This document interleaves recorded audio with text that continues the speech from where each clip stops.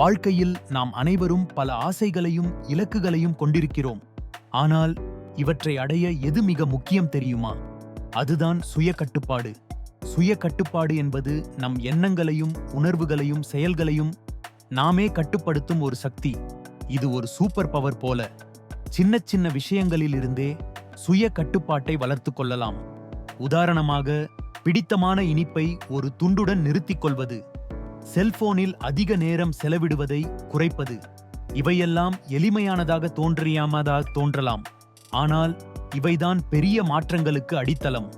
சுய கட்டுப்பாடு இருந்தால் நாம் என்ன செய்ய வேண்டும் என்பதை பற்றி தெளிவாக சிந்திக்க முடியும். நீங்கள் ஒரு மாணவராக இருந்தால் சுய கட்டுப்பாடு இல்லாமல் படிப்பில் கவனம் செலுத்த முடியாது. இது ஒரு தசை போலத்தான்.